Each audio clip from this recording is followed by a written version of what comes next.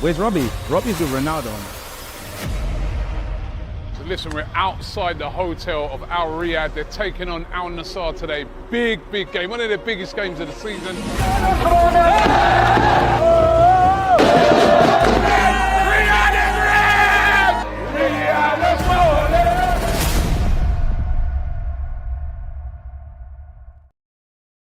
How's it going, people?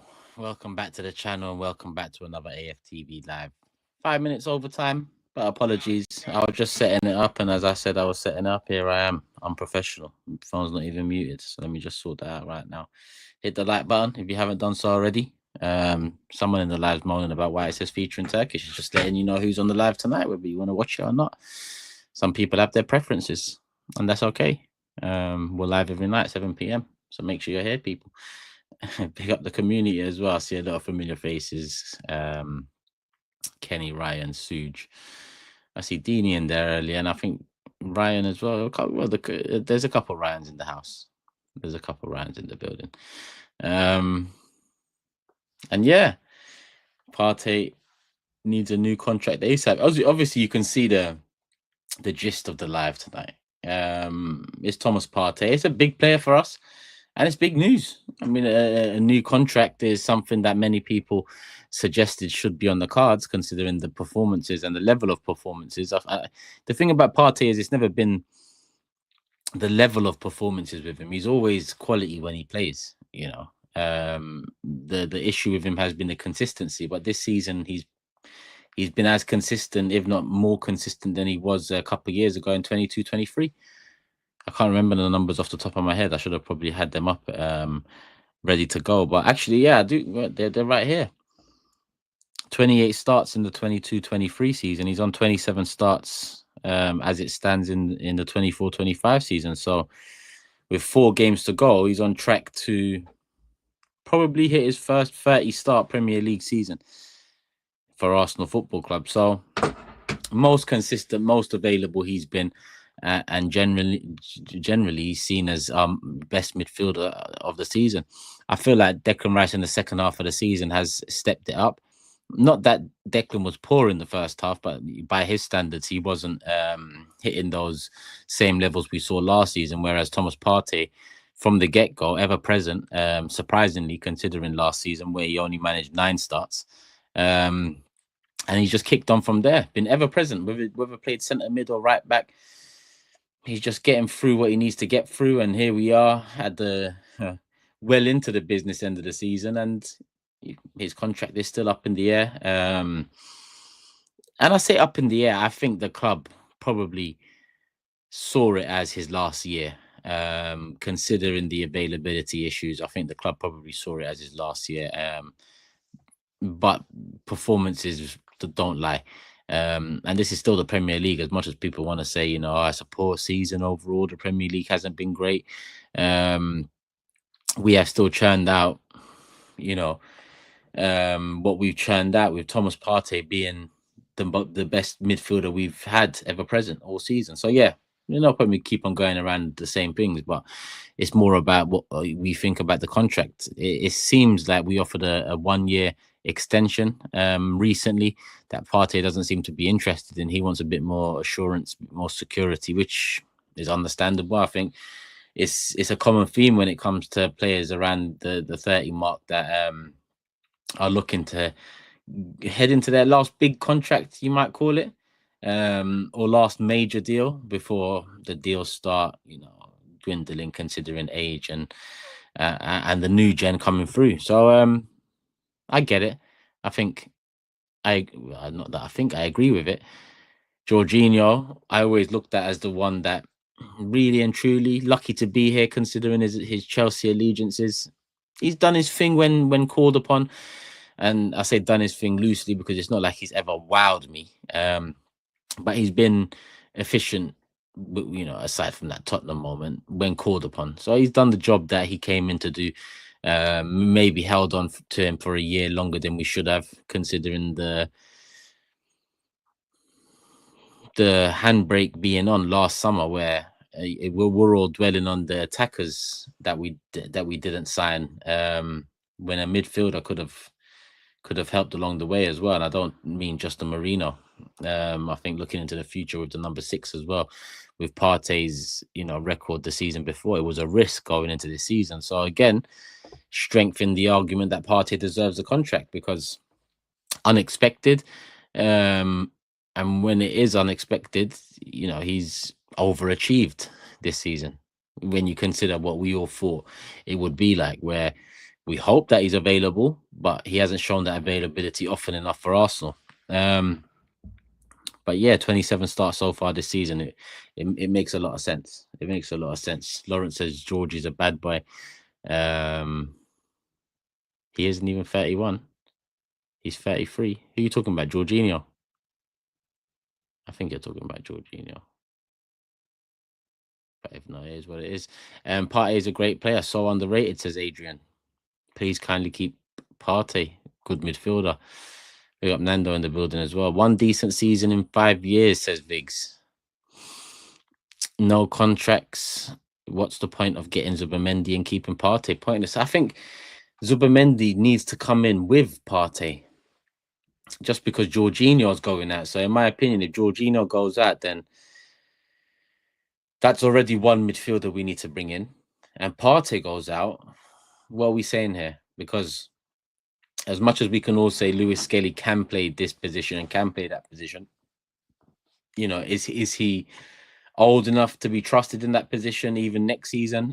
Because if we were to lose Jorginho and Partey and just bring in Zubimendi, then our midfield isn't looking as stacked as it should be. Zubimendi, Rice, Marino, Odegaard. Zubimendi, Rice, Marino, Odegaard. Zubimendi, Rice, Marino. Sorry, people. Am I missing any midfielders here? Zubimendi, Rice, Marino, Odegaard. Obviously, this is considering Jorginho and Partey are not re-signed in any way, shape, or form. That can't be our 4 midfielders for 3 positions for the whole season. It can't be. Man said Havertz. Well, you can't just don't bring utility men here, bro. But I get you. Yes, I'm probably being cheeky. And Sue says Zinni, and then Mr. Kaplan says Vieira. Yeah, I get it. To be honest, you're all right, but it's not the sort of right that I want to be hearing anyway. I guess you're right. They can play in that position, but we're not talking. I mean, Vieira, like he's out of here. Zinni, he's out of here, and Havertz, he should be out of here, but he'll be here. So yeah, Zubimendi, Rice, Marino, Odegaard is not enough. Whereas Zubimendi, Partey, Rice, Marino, Odegaard, to be honest with you, still doesn't feel like enough, but it's a lot better than the 4 previous without Zubimendi's name being mentioned. So Viggs, I have to disagree. I think Partey should be re-signed to a contract. 1+1 probably makes the most sense, but if he didn't want 1, why would he consider 1+1 if it's on the club to determine that +1? It should be maybe some sort of metric. I don't know. At the same time, even if he re-signs and gets a 2-year 1+1, whatever it is,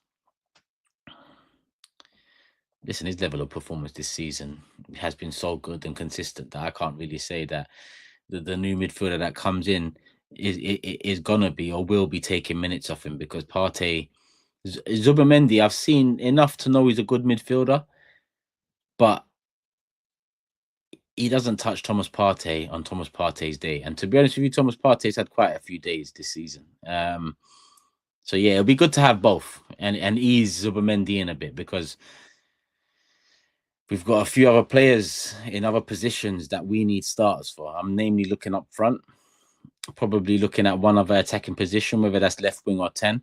And I'm thinking that's, definite 1, maybe 2 starters coming in already, without Zubimendi also coming into.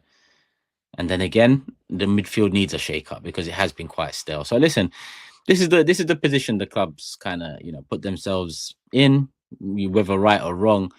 There's a lot to sort out this summer. And again, with that, I think it makes even more sense to be able to keep on a player that has produced so well, produced so much, and is en route wherever he's en route to. because there was rumours Barca were interested. I'm sure there's a couple more clubs in La Liga and probably Italy, probably Saudi too, that would be interested in a free transfer, and I'm sure the signing on fee and the money that comes with that would be very tempting. So probably something that we should have jumped at a bit sooner if this was the plan. But then again, Berta's only been in the door what, a month and a bit, if we're talking officially. If that, I don't even know if it's hit a month yet. Maybe just over. So yeah, work to do. Oh, Vig's replied, problem is we still lack creativity. We can get Partey off our books and get a creative midfielder along with Zubimendi. But I don't think Partey staying affects the ability, because I agree with you. That's hence why I said 10, because whether I'm saying 10 because initially my feeling has been that Odegaard's an 8, or whether I'm saying a 10 because I'm not seeing enough from Odegaard in the 10, either or. I've never seen Odegaard played in the 8 or moved over to that side much. I remember maybe a little period against Chelsea last season. This season, off the top, honestly, my memory is not the best at the best of time. So maybe he has been tested there. But that would be my, move Odegaard over to the 8. So it's, Marino, Odegaard in that 8.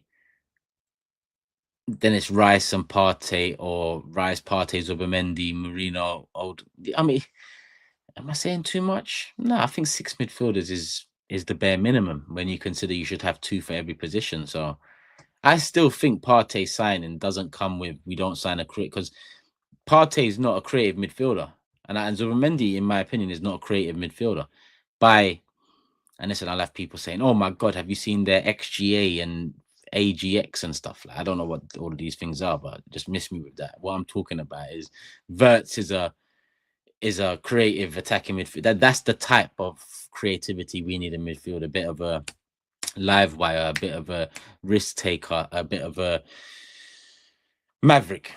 I guess that's the word a lot of people use. So that would be my focus in terms of bringing the creativity in, because I feel like what both Partey and Rice have attributed to in the last 2 years, and Odegaard as well, when we're talking the defensive side of things, the workhorse side of things, they have contributed to the best defense in the league 2 years in a row now. They have contributed to the rough, rugged, strong core that Arsenal now have. So I like that.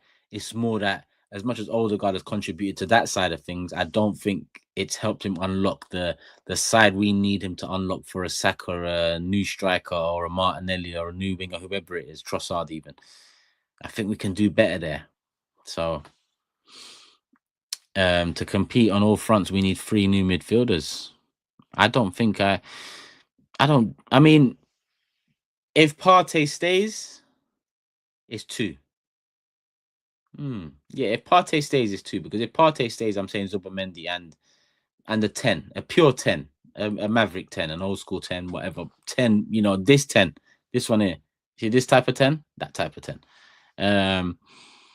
That's what I feel we need. So I guess I'm with you, unless you're saying sign Partey and 3 midfielders. Then I'll be like, I doubt. Yeah, maybe in an ideal world. But again, in an ideal world as well, Marino goes back in that 8 position and starts,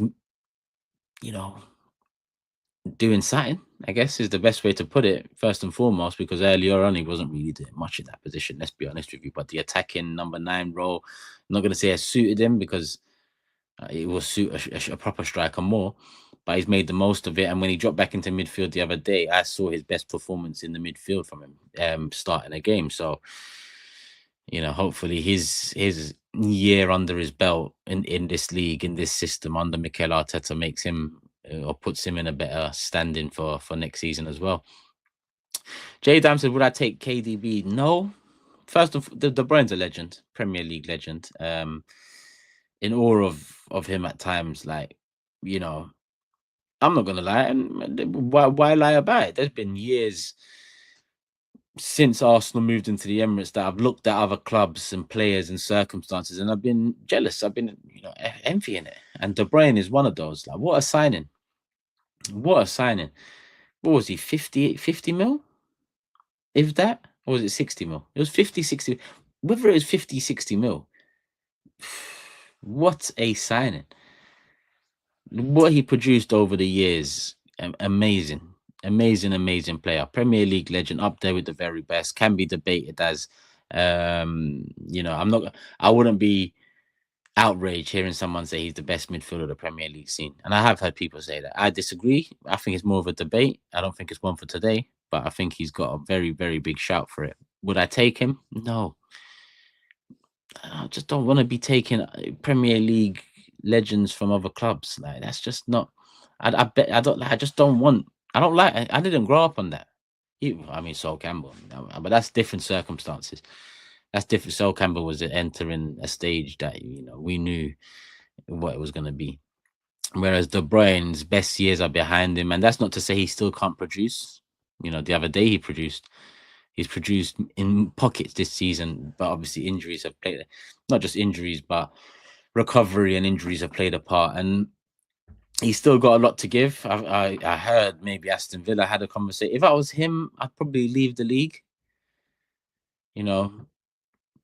He's done what he needs to do in this league. Like, just go do it somewhere else.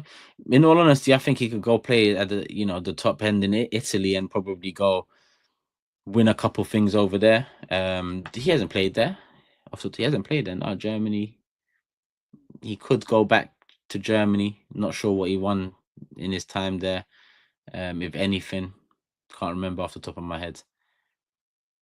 But Italy, I think he's got options to remain in the Champions League at a top European club in a fresh league that's probably more suited to him. So I wouldn't take him. Would he up the levels at Arsenal? Yes, because of who he is. And what do I want in the 10? I wanted De Bruyne, essentially type of player. But yeah, I'm done. I'm done with all this Chelsea player, this Man United player, that. Unless we're taking them at the top level, then yeah, miss me with that. Let's find the next De Bruyne rather than get the old De Bruyne. I'm not really on that. Big up Dens in the cut as well. Is Partey staying? Well, we don't know yet, but we know that through Ornstein, who is one of the more respectable. Is that the word? Yeah, let's say more respectable in the nose, or journalists or people that say stuff on Twitter to one day circle back and say I was right. But yeah, according to him, we're in. Not in agreement, but we're in some sort of talks, some sort of negotiations for Thomas Partey. He wants 2. I think we offered 1, and I think 1 + 1 seems to be the compromise. What that means, I don't know. Reliable, credible, okay, respectable, whatever. Yeah, they're better words. Can't lie.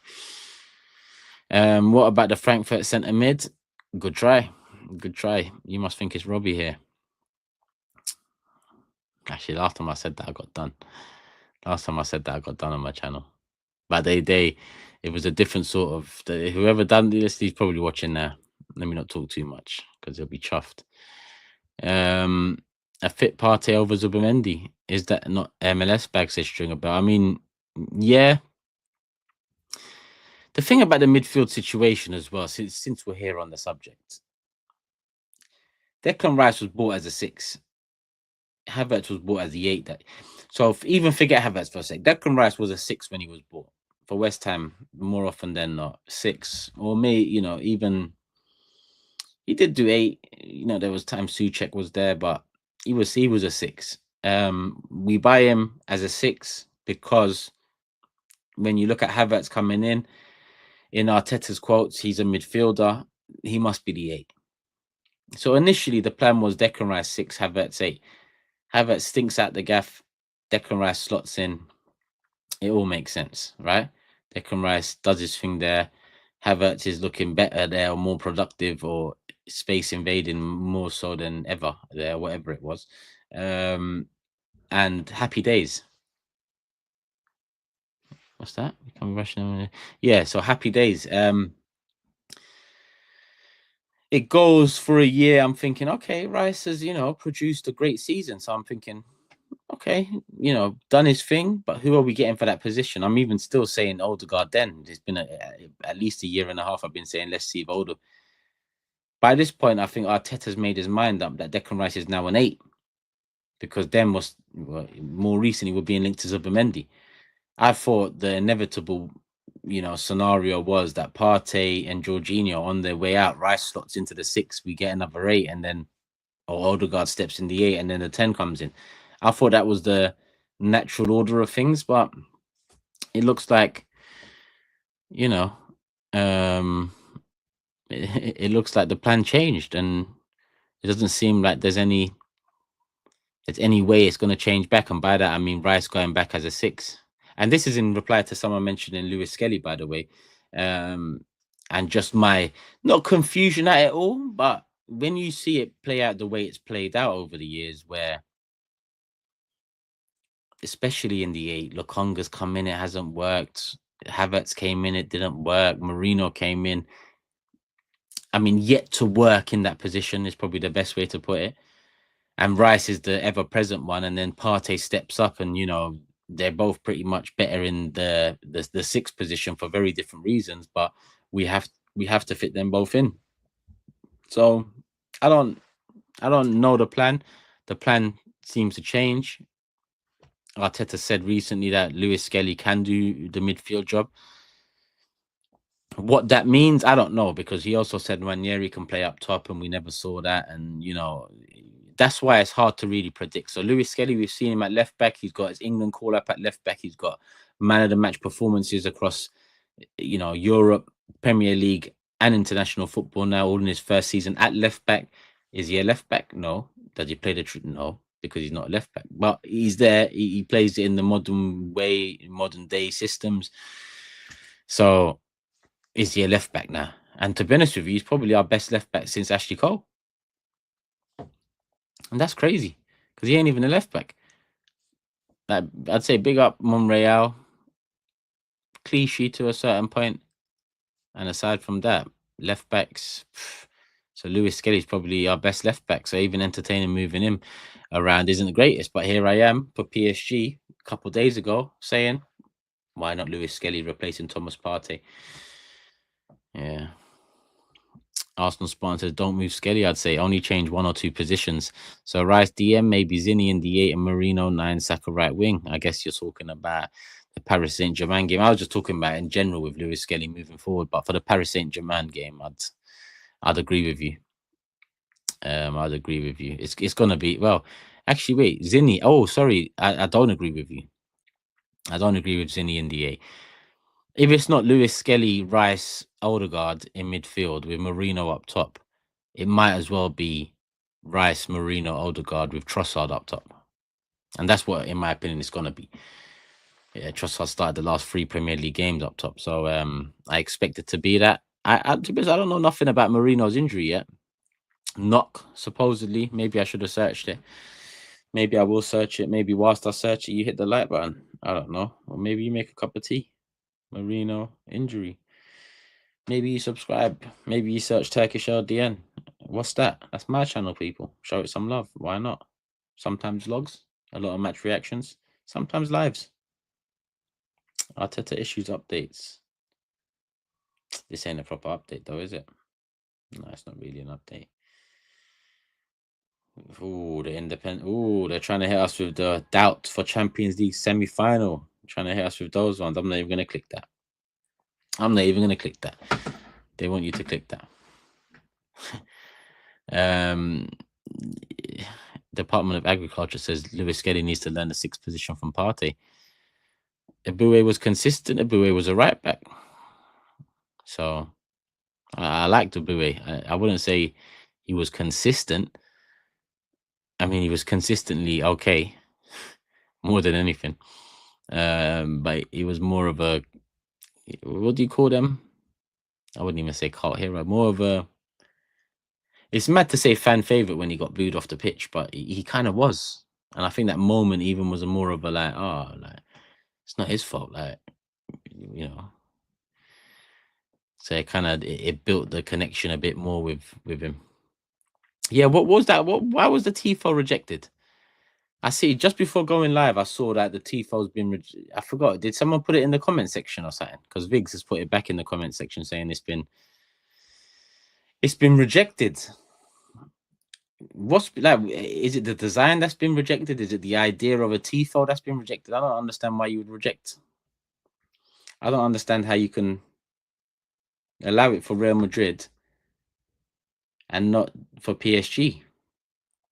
Is the reason the design? Like, I don't even know the design, but is the reason the design, or is the reason just stop calling our phone with this bullshit? Like, you ain't doing no Tifo, because that's a very different, very different reaction.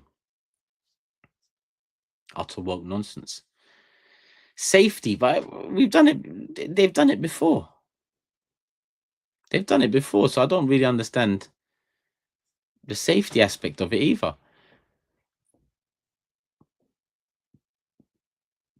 Is that the genuine reason? Safety, like safety is a word that you can just use it for. Don't do that, mate. Don't do that. Why? Safety, mate. Safety. Yeah, health and safety. It's just that in modern day, it's just mad. What do you mean safety? What do you mean safety? No explanation. Decent designs as well. Biggest home game. You see, I didn't see the designs. I want to actually see the designs. I'm interested. Maybe I should quickly search that up as well, since we're on subject. Let me quickly search. It must be on X or Twitter or whatever people call it nowadays. Arsenal Tifo. Let's have a look. Big up them, man, that actually arrange all of that and put the effort into to get the money together, crowd fund and put the effort into getting designs and What's this one? It's time. Oh, well, I've seen some. So I'm seeing a couple of things, but the original comments are deleted. Arsenal's blocked fan-led Tifo display for Champions League semi-final versus PSG. This is the Tifo design our club rejected. Shame on you. Okay, let me see it.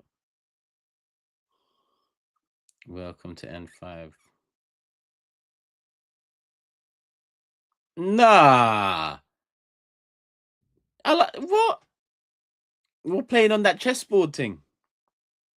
Nah, that's a nice Tifo. And look, I'm not someone that promotes, talking smack too soon, but we're in the Champions League semi-final. Real Madrid brought Zeus out on the chessboard and, thought they was doing something. I like this Tifo.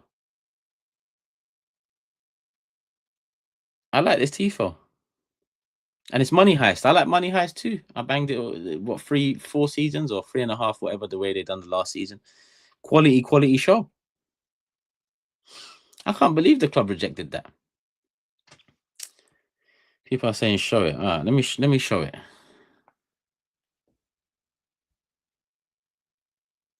It's like that's what I think that's it. Is that it? That's what I've seen anyway. So if that's what I've seen, I like that. I like that. But listen, the club's run by who it's run by. Yeah. As much as, good times, have felt like, it's been much better time recently in terms of, in the seasons we've had something to get behind, get our teeth into, believe in, energy. Yeah, that's all good and well, and 100%. I feel like we are close to something. Hopefully, we get over the line with something real soon. But the club is still run by who the club is still run by. And that's probably the best way to put it, because, yeah, it doesn't make sense why you wouldn't allow such a thing. It's cheeky. But modern day is all about cheek and banter, and I think that's a very good Tifo design, if I'm honest with you. A bit of shade, you create a bit of satin there with Real, who are probably going to be watching from home. These mother, and yeah, a bit more needle in the next game, and people might say, "Oh, we don't need more needle with Real." Well, I mean, I wouldn't mind, I wouldn't mind squaring up against the best of the best year in, year out with a bit of needle behind it, a bit of, animosity behind it. And I think that's nice. I think that's nice. Just put it up anyway. I think getting in the stadium is so big, it'd be impossible. Dini says, we love intimidation. Shame the time Tifo got rid. Yeah. Arsenal Spartan says, I think we should stay classy until we win it, to be fair. I mean, you know what it is? You've also got to ride the wave. As much as, I'm a very different person, let alone anything else from 20 years ago.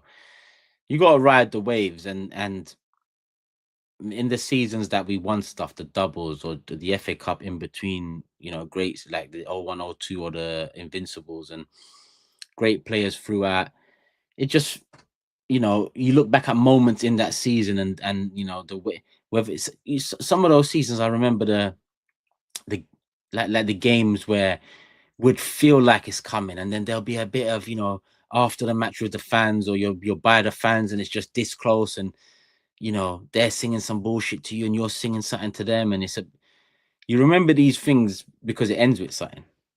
So,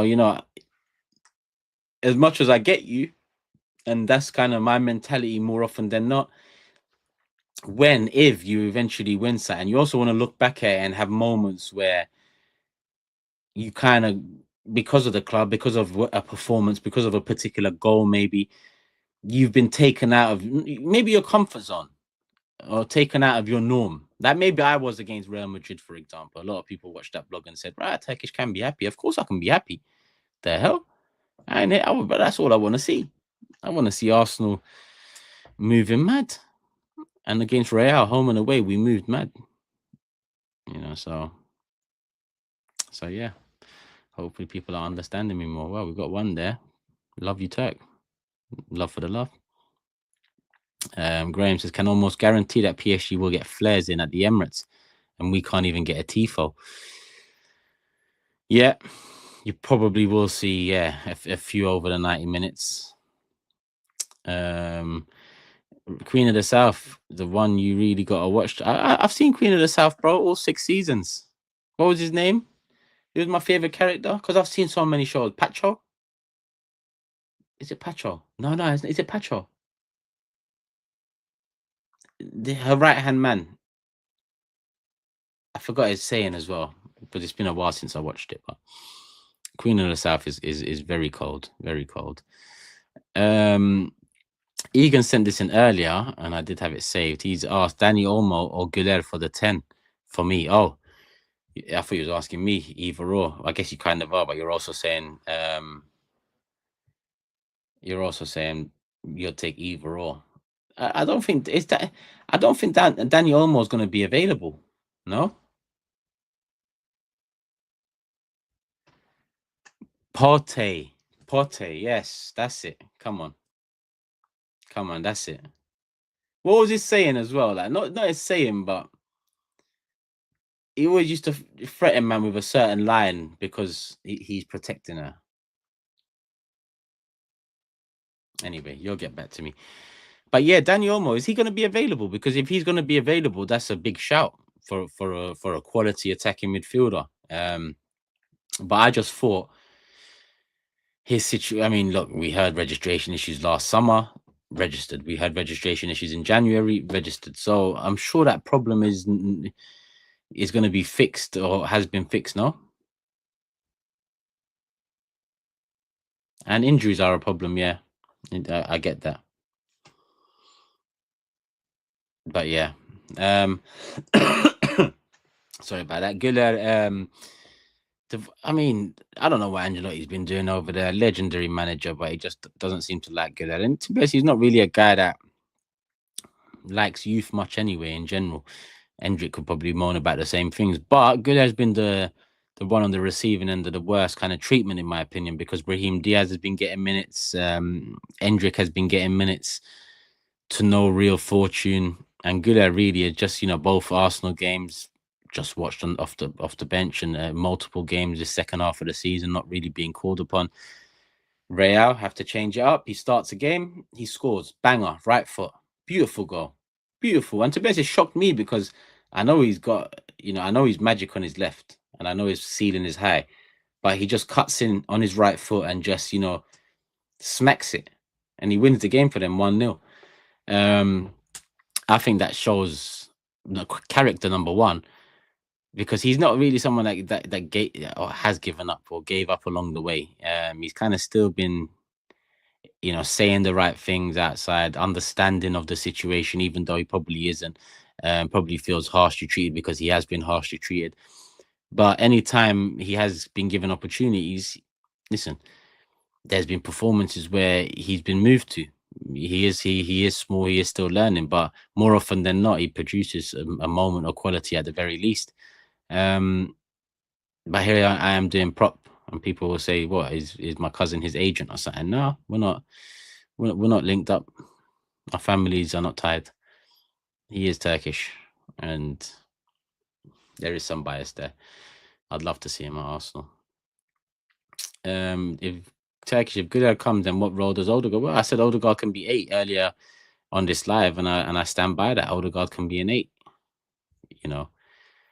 I think Guler's got the old school 10 about him, but does that work for what Mikel Arteta wants to do?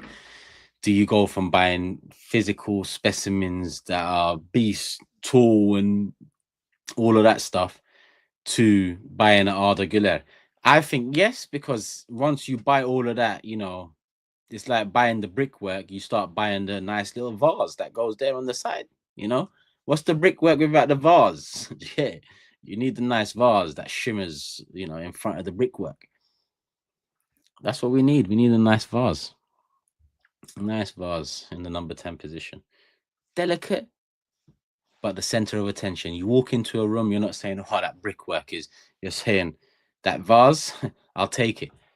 And I don't mean that Arsenal link up with that China company that was doing that vase for £500 either.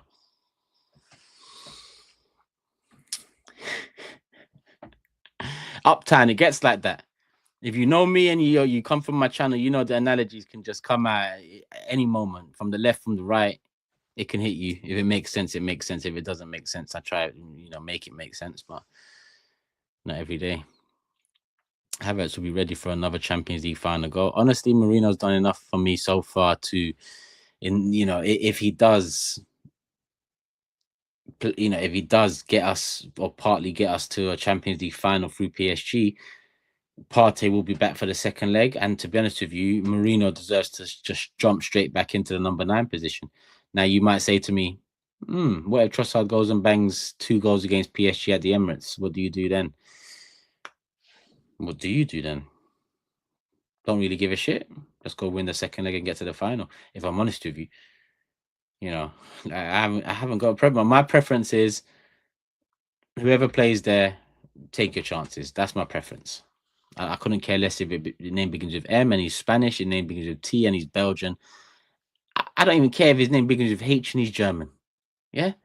Whoever plays in that position over the 2 semi-finals and the final, whether they're the same person or different players, do the damn thing and win us this trophy. Take your chances. Yeah, I mean, that's what I'll do. Spartan, keep Mourinho up front, and Havertz on if we don't score. Biggs asked, would you entertain Lautaro? Out of the top 3, Isak, Gyökeres, Osimhen, and then I said, Lautaro enters that conversation considering Berta came in and there was a loose link to him. And to be honest with you, Lautaro, would I take him? Yes. And by that, I mean, if he was to be the striker that comes in at Arsenal, would you feel good about it? Yes. I think Lautaro is quite disrespected. I'd feel better about Gyökeres. I'd feel best about Isak. But I think Lautaro, he's had multiple 20-goal seasons. He's played lone striker. He's played as a 2.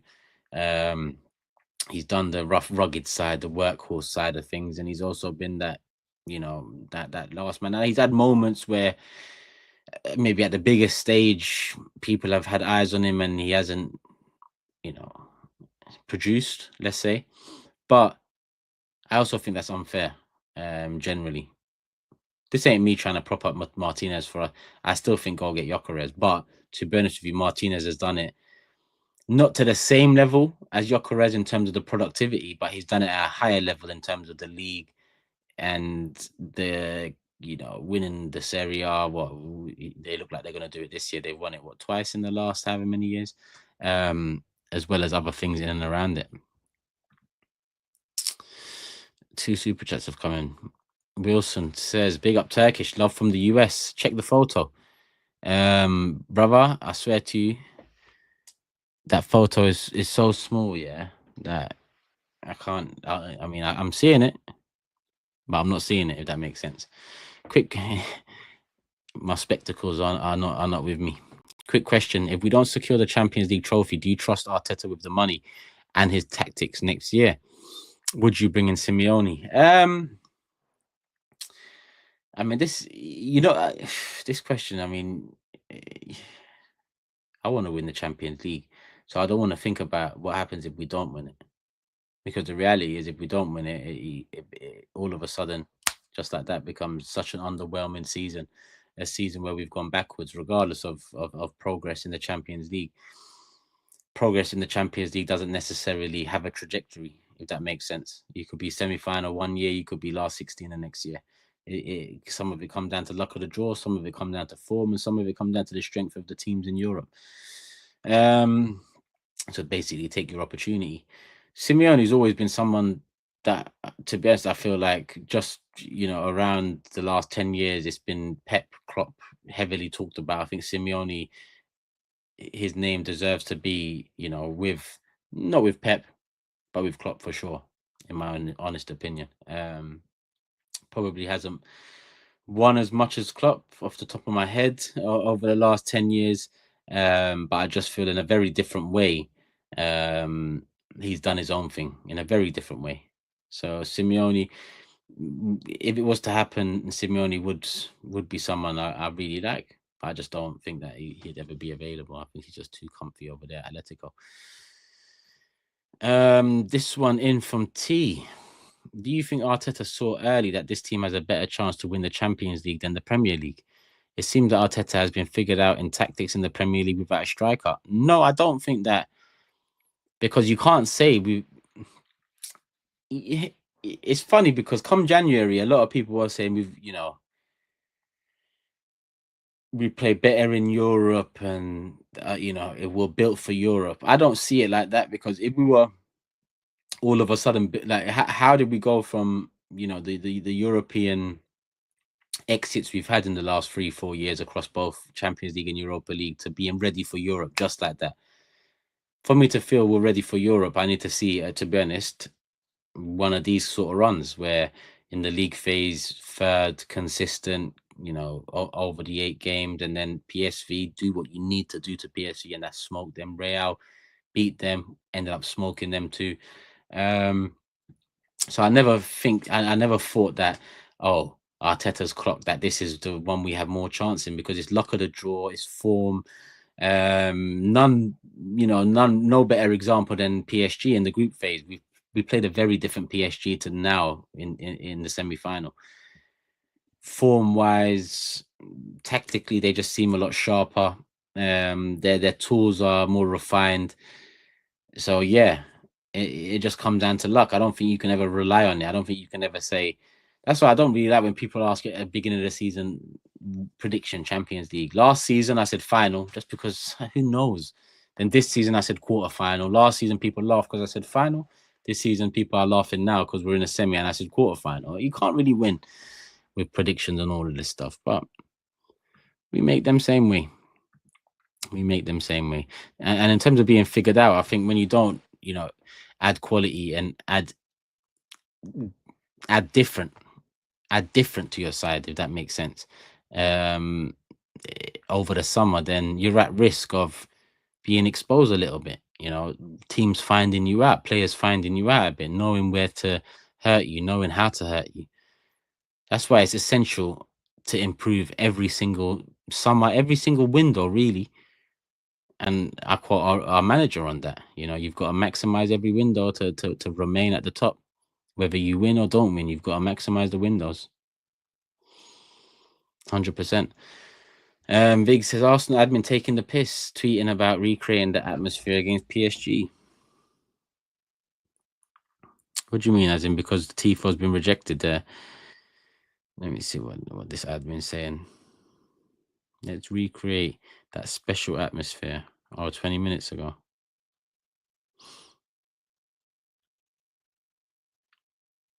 Oh, there's a lot of comments about the Tifo. Okay. The atmosphere is going to be the atmosphere. It's going to be banging off. It's a Champions League semi-final.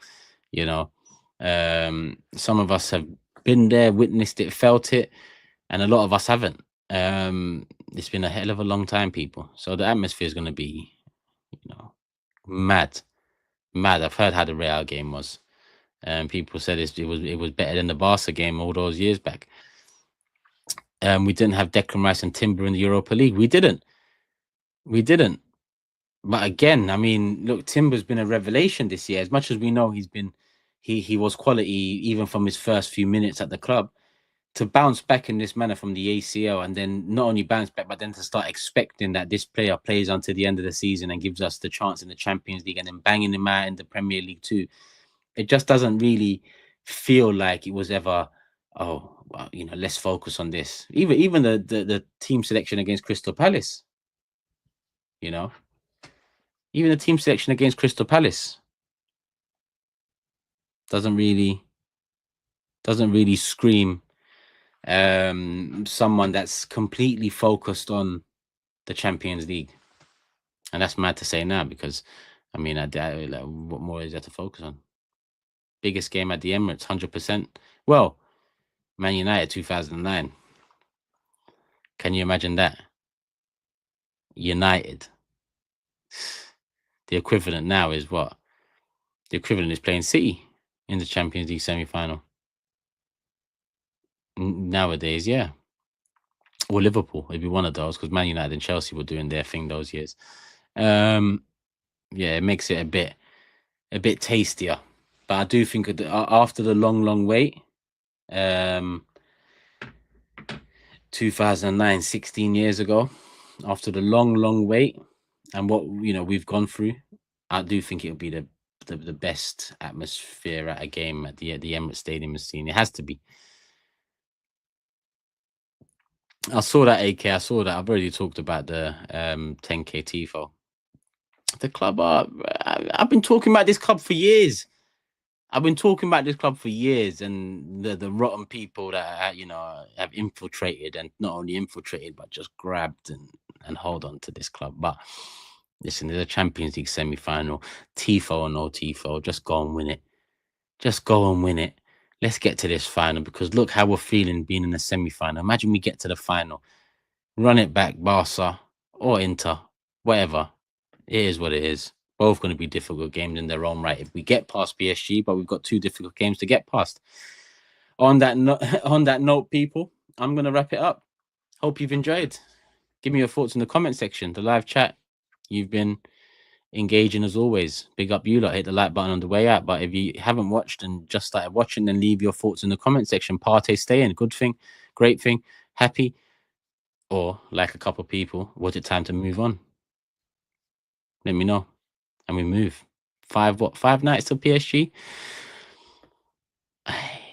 I'm excited, people. I'm excited. I'm not in that way that Josh Kroenke said in 2019.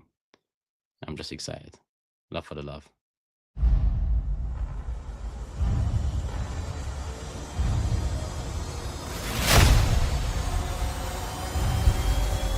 Where's Robbie? Robbie's with Ronaldo. So listen, we're outside the hotel of Al Riyadh. They're taking on Al Nassr today. Big game. One of the biggest games of the season.